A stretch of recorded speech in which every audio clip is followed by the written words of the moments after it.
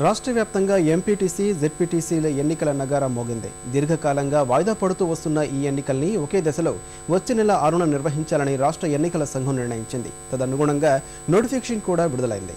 వచ్చే నెల 8న ఓట్ల లెక్కింపు చేపట్టనున్నారు. నోటిఫికేషన్ వివరాలను ఎన్నికల సంఘం సుప్రీంకోర్టుకు సమర్పించింది.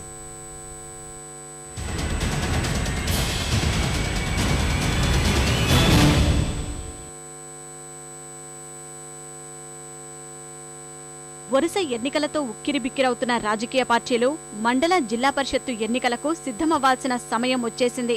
సుప్రీంకోర్టు ఆదేశాలతో ఎంపీటీసీ, జెడ్పీటీసీ, ఎంపీపీల ఎన్నికల్ని వచ్చే నెల 6 నుంచి నిర్వహించాలని రాష్ట్ర ఎన్నికల సంఘం నిర్ణయించింది. రాష్ట్ర వ్యాప్తంగా 1096 జిల్లా పరిషత్తుల్లో 16,589 మండల పరిషత్తుల్లో ఎన్నికలు జరగనున్నాయి.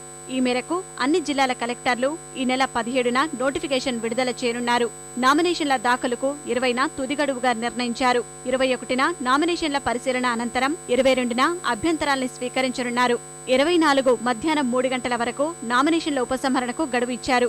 అదే రోజు సాయంత్రం పోటీలో ఉన్న అభ్యర్థుల తుది జాబితాను ఎన్నికల సంఘం ప్రకటించనుంది.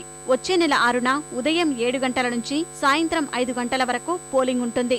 బ్యాలెట్ పేపర్ విధానంలో జరిగే ఈ పోలింగ్ ను పార్టీ గుర్తులపైనే నిర్వహించనున్నారు. వచ్చే నెల 8న ఓట్ల లెక్కింపు చేపట్టి ఫలితాలను వెల్లడించనున్నారు. 6 ఏప్రిల్ ఆదివారం నాడు పోలింగ్ జరుగుతుంది. మళ్ళీ ఆదివారమే సెలెక్ట్ చేసుకున్నాం.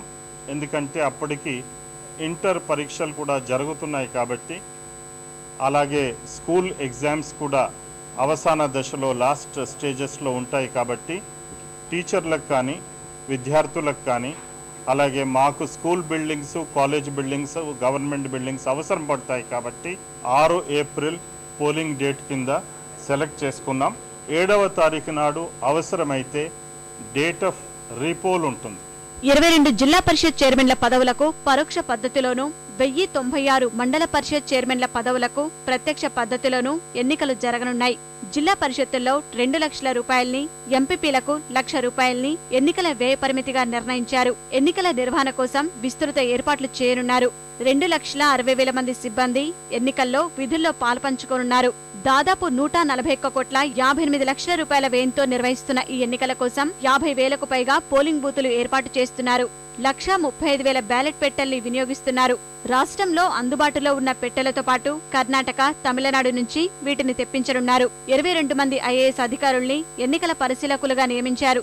రిజర్వేషన్ల కేటాయింపుపై అభ్యంతరాల్ని స్వీకరించబోమని, ఎన్నికల తర్వాత వీటిపై న్యాయస్థానాల్లో కేసులు వేసుకోవచ్చని రాష్ట్ర ఎన్నికల సంఘం పేర్కొంది.